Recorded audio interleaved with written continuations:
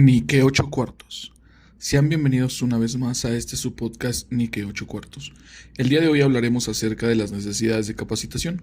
Si alguna vez has sentido que en tu trabajo falta una buena capacitación, o que al entrar te aventaron al ruedo sin decir agua va, o mi favorita, que con la práctica agarrarías experiencia, este es el lugar indicado para ti, pues para todas esas afirmaciones hay una respuesta, y esa respuesta es Ni que ocho cuartos. Comenzamos. Uno de los elementos más importantes de las necesidades de capacitación es conocer acerca de nuestros derechos como trabajadores y saber en dónde se resguardan estos derechos y cuál es su fundamento legal. La Ley Federal de Trabajo prevé que como trabajadores nuestros derechos y obligaciones estén bien definidas en el marco de la legalidad. Partiendo de esto, el capítulo tercero bis de la productividad, formación y capacitación de los trabajadores dice: los patrones tienen la obligación de proporcionar a todos los trabajadores y estos a recibir la capacitación o el adiestramiento en su trabajo, que les permita elevar su nivel de vida. Los patrones podrán convenir con los trabajadores en que la capacitación o adiestramiento se proporcione a estos dentro de la misma empresa o fuera de ella, por conducto de personal propio, instructores especialmente contratados, instituciones, escuelas u organismos especializados, o bien mediante adhesión a los sistemas generales que se establezcan. La capacitación o adiestramiento a que se refiere este artículo y demás relativos deberá impartirse al trabajador durante las horas de su jornada de trabajo. Esto en el artículo 153A. El artículo 153B establece que la capacitación tendrá por objetivo preparar a los trabajadores de nueva contratación y a los demás interesados en ocupar las vacantes o puestos de una nueva creación. Podrá formar parte de los programas de capacitación el apoyo que el patrón preste a los trabajadores para iniciar, continuar o completar ciclos escolares de los niveles básicos, medio o superior. Por su parte, el artículo 153C dice que el adiestramiento tendrá por objeto actualizar y perfeccionar los conocimientos y habilidades de los trabajadores y proporcionarles información para que puedan aplicar en sus actividades las nuevas tecnologías, hacer del conocimiento de los trabajadores sobre los riesgos y peligros que están expuestos durante el desempeño de sus labores, así como las disposiciones contenidas en el reglamento y las normas oficiales mexicanas en materia de seguridad, salud y medio ambiente de trabajo, que les son aplicables para prevenir riesgos en el trabajo, mejorar el nivel educativo, la competencia laboral y las habilidades de los trabajadores. Hasta aquí hay varios puntos que retomaremos más adelante, como la diferencia entre capacitación y adiestramiento. Pero antes hablemos de la otra parte que corresponde a la ley federal, y esta es la de las obligaciones. No queremos que nuestros patrones con la mano en la cintura nos digan ni que ocho cuartos. Por eso es importante conocer que el artículo 153D de la Ley Federal del Trabajo establece que los trabajadores a quienes se imparta la capacitación o adiestramiento están obligados a asistir puntualmente a los cursos, atender las indicaciones de las personas que impartan la capacitación o adiestramiento, cumplir con los programas respectivos y presentar los exámenes de evaluación de conocimiento y de aptitud o de competencia laboral que sean requeridos. Así la ley funciona como un mediador salvaguardando los intereses cooperativos de la empresa y de los colaboradores. Bien, ahora retomemos los elementos que nos hicieron ruido y que aparentemente son sinónimos. Sin embargo, la Ley Federal del Trabajo los distingue como elementos diferentes. ¿Qué es la capacitación? ¿Qué es el adiestramiento? ¿Y qué onda con el desarrollo personal? Tranquilos, chamacones, esas dudas las aclararemos enseguida.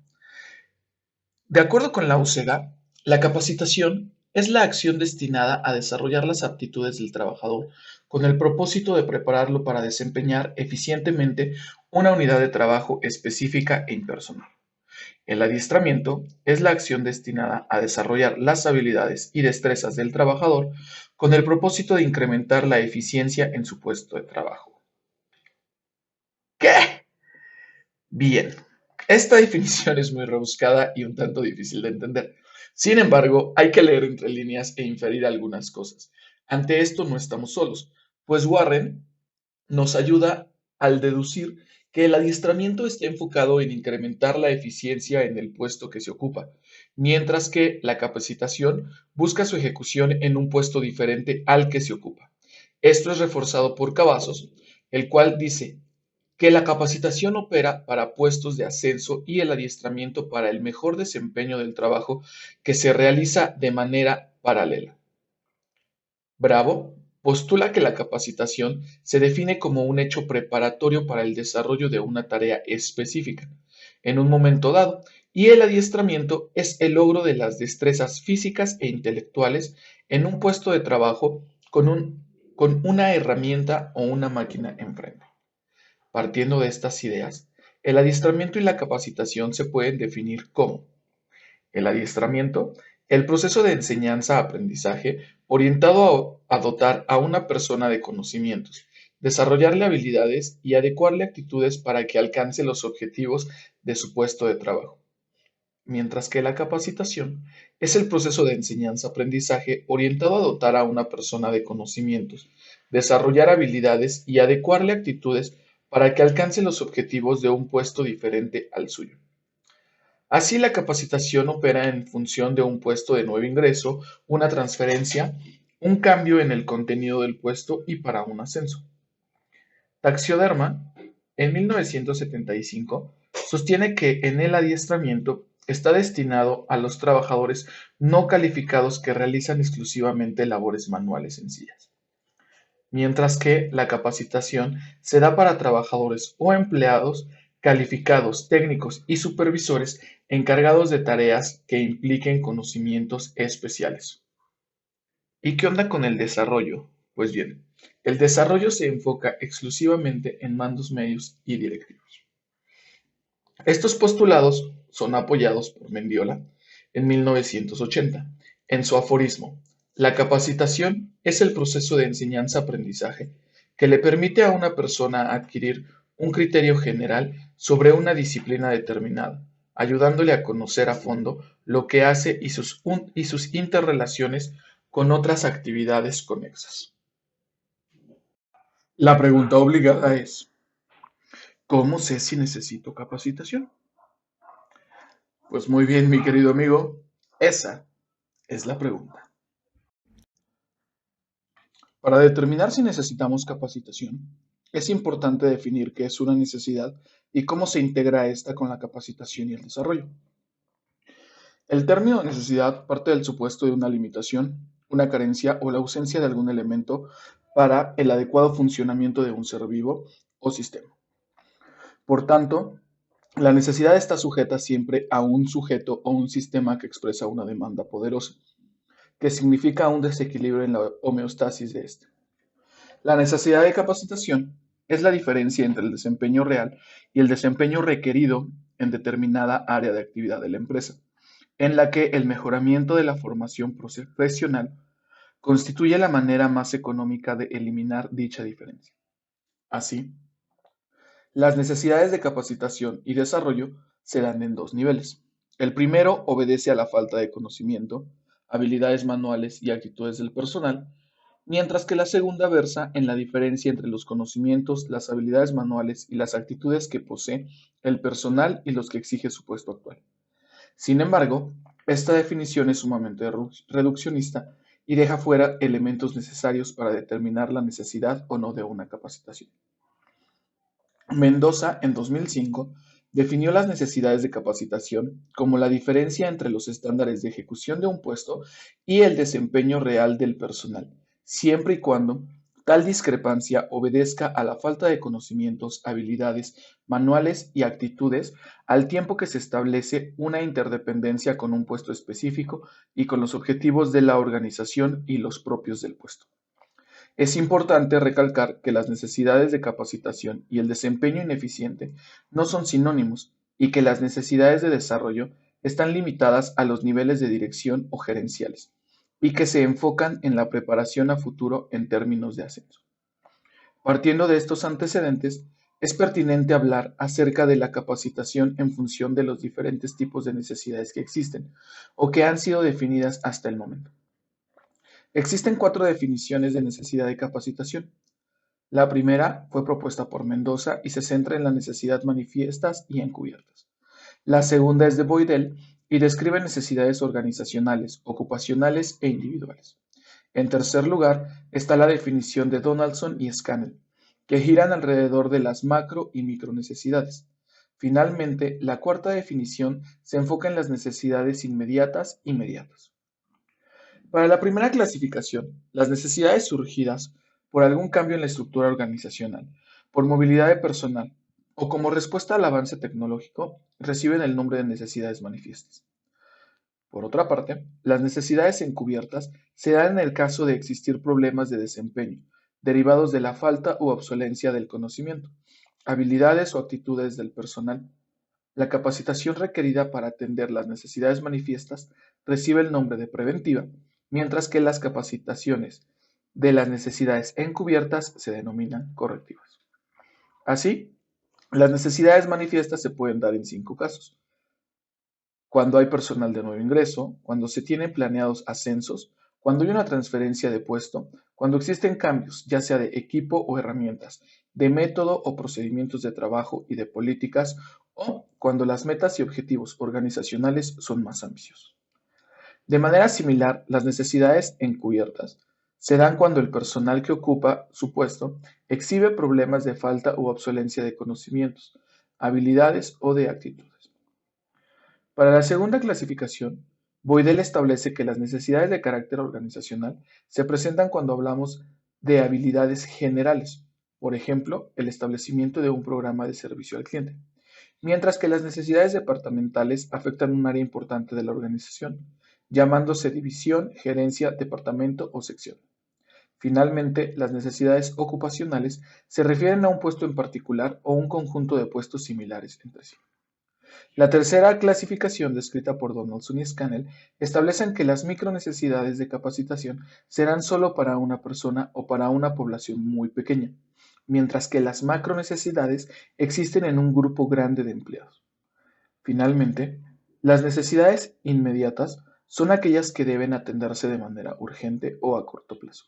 Las mediatas se relacionan con los planes futuros de la organización.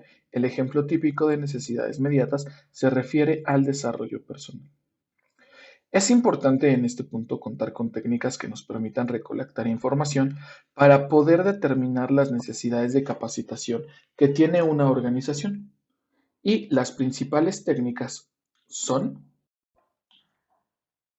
la entrevista informal, conversaciones informales, la observación, el cuestionario, la encuesta, listas de verificación, técnica de las tarjetas, inventario de habilidades, pruebas de desempeño, periodo de actuación, simulaciones, evaluaciones de méritos, planeación de carrera, comités, reuniones de grupos tipo corrillos, tormenta de ideas y centros de evaluación son las técnicas principales que se utilizan para recolectar información e identificar las necesidades de capacitación. A pesar de la gran variedad de técnicas existentes, las más frecuentes o que se utilizan con mayor regularidad son la entrevista, el cuestionario, las pruebas de desempeño y las reuniones en grupo. Es importante mencionar que las técnicas tienen diferentes enfoques en función de su desarrollo. Existen técnicas con un enfoque directivo, es decir, que se van a dar las instrucciones y se va a guiar lo que se va a realizar. De manera análoga, en las técnicas con un enfoque participativo, cada uno de los asistentes toma un papel activo, tanto en la toma de decisión como en el desarrollo de la capacitación.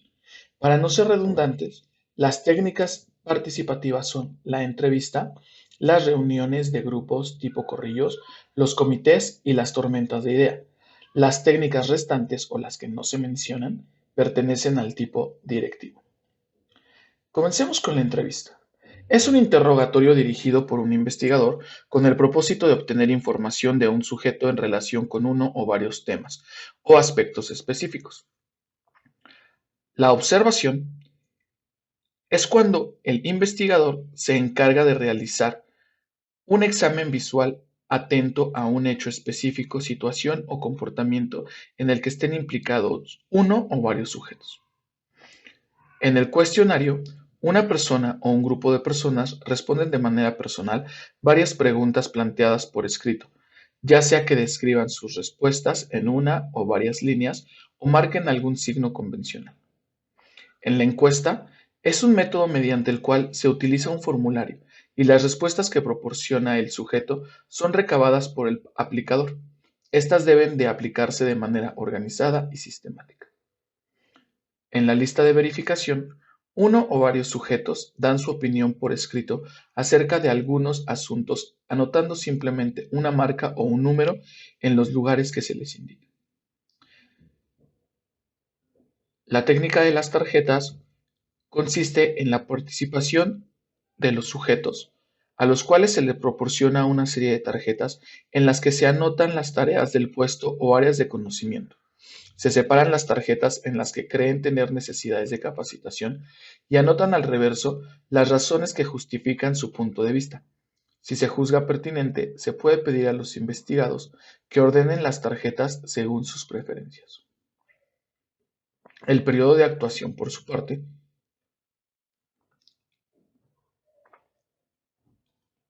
somete a uno o varios sujetos durante un periodo de tiempo a situaciones reales de trabajo, y estos son observados y evaluados por un supervisor. En el inventario de habilidades, el supervisor o jefe de área emite su opinión respecto a las necesidades de capacitación de su personal, las cuales se registran en un cuadro de doble entrada. Las pruebas de desempeño, un sujeto o grupo de ellos se somete a exámenes teóricos y prácticos, con el propósito de conocer en qué medida poseen los conocimientos, habilidades y actitudes exigidas para desempeñar su puesto. Las reuniones en grupo tipo corrillos, un conjunto de personas dirigidas por el investigador se dividen en subgrupos y se reúnen para analizar una cuestión o emitir su opinión respecto a algún asunto. En los comités, un grupo de sujetos se reúnen periódicamente para abordar un asunto, las necesidades de capacitación. Se formulan proposiciones específicas en torno al mismo y se vigila su adecuada ejecución. En las tormentas de ideas, un grupo de personas organizadas por el investigador emite libre y creativamente sus puntos de vista acerca de algún asunto o pregunta específica, para generar un conjunto de ideas o formulaciones que en una segunda parte de la reunión se analicen con cuidado. La simulación. Un sujeto o un grupo de ellos son sometidos a una situación ficticia con el propósito de observar sus reacciones y el manejo que se hace de la misma. En el caso de la detección de las necesidades de capacitación, la simulación tiene por objetivo conocer el desempeño del personal en tareas específicas.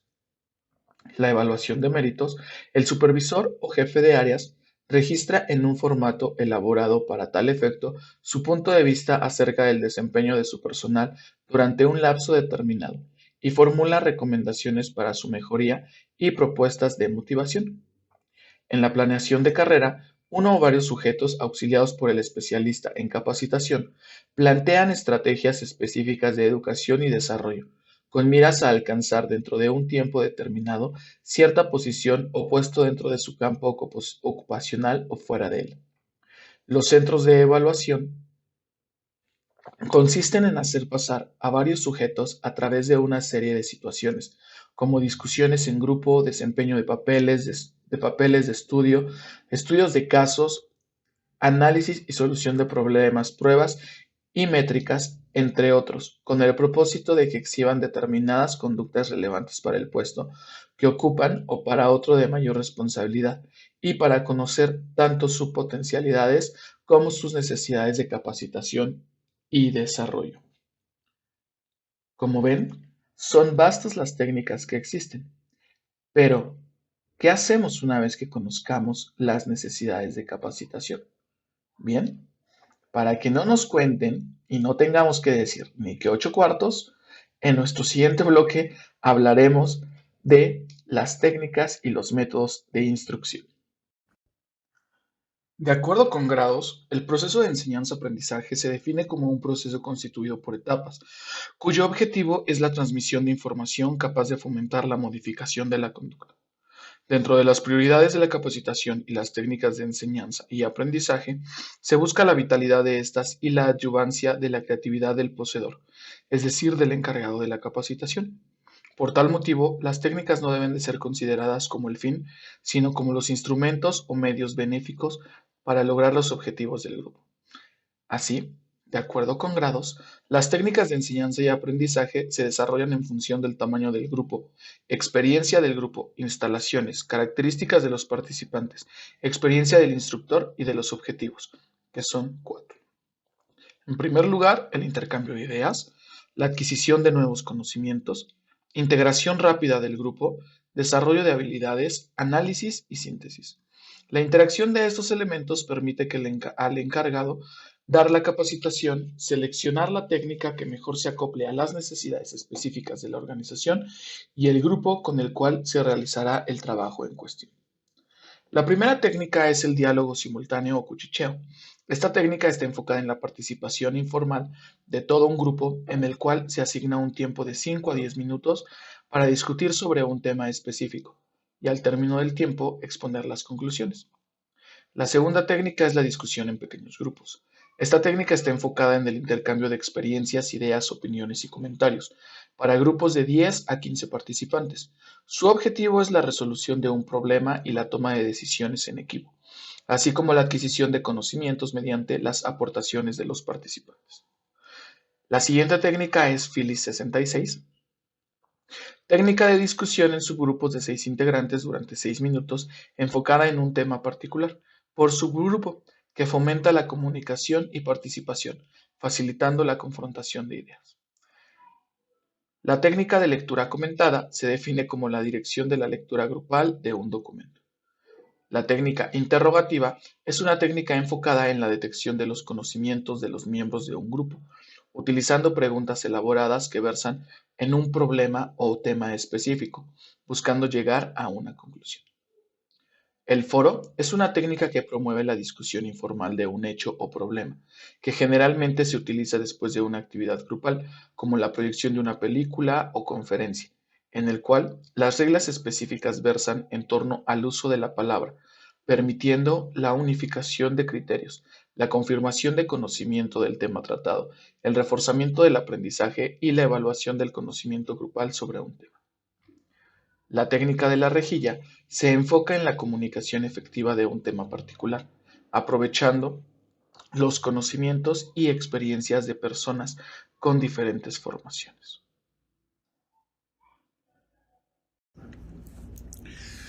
De acuerdo con Delgado, el logro de las metas organizacionales precisa que el Departamento de Talento Humano subdivida sus procesos en 5 subsistemas: reclutamiento y selección, formación y capacitación, administración de personal, seguridad y salud ocupacional, compensaciones y beneficios sociales. Esta subdivisión parte de la concepción de la organización como un sistema abierto, interrelacionado con el interior y el exterior, en la que cada una de sus departamentos exhibe interdependencia, dotando a la organización del dinamismo propuesto por Betar-Lanfy y retomado por Chavenato en 2007, el cual asevera que todos los departamentos de una organización trabajan de forma interaccionada entre sí y que los resultados de uno inciden en el otro y viceversa. Esta concepción permite que la psicología organizacional intervenga en más de una rama, al ser una ciencia enfocada en el estudio, la descripción, la explicación, predicción y modificación de los procesos cognitivos y comportamentales de los sujetos, escalando del nivel micro, en donde el ser humano es la unidad básica y funcional de la organización, hasta el nivel macro, en la que todo se integra. Así, los psicólogos organizacionales centrarán su función en los procesos psicotécnicos, las capacidades mentales, manuales y técnicas de los aspirantes. Ayazo, Civera, Pérez Garrido y Tortosa proponen estas ideas, sin descuidar el ámbito y contexto laboral, poniendo énfasis en los fenómenos, causa y efecto que presentan los individuos en su relación con el trabajo. Partiendo de esta idea, los principales rubros a los que se evoca la función del psicólogo organizacional se pueden dividir en 5 procesos. En primer lugar, los procesos de selección, los procesos de capacitación, el mejoramiento de la productividad y las condiciones de trabajo y las automatizaciones. Así, en la actualidad, Las organizaciones giran en torno a un sistema vulnerable a los cambios, en el cual la globalización, las gestiones empresariales, el avance tecnológico, las comunicaciones, el marketing, los recursos humanos, obligan el replanteamiento de estrategias para hacer frente a los cambios, con la finalidad de adoptar un modelo integral de gestión, modelo que debe enfocarse en la generación de procesos que permite el alineamiento del personal mediante metodologías de gestión manejadas por profesionales, es decir, la detección de necesidades de capacitación será la herramienta capaz de dotar de plasticidad a la organización y así salir avante en los desafíos venideros impuestos por el contexto social y global. El aprendizaje teórico para la detección de necesidades de capacitación permite ampliar el panorama del estudio de psicología, al recordar que la organización es un ente dinámico, por lo cual es menester entender que los diversos problemas que se presentan en ella se pueden resolver optando por otras vías y no cerrando o limitando la acción a la capacitación, siendo esta última el proceso que se ejecutará si y solo si el análisis de las necesidades de capacitación así lo requiere, incitando al trabajo coadyuvante del área de recursos humanos y dirección con la finalidad de alcanzar las metas y objetivos planteados. Muchas gracias por acompañarnos y recuerden, cuando sus patrones les digan que van a agarrar experiencia y que no hay mejor capacitación que hacer el trabajo, ustedes con toda certeza contéstenle, ni que 8 cuartos. Hasta la próxima.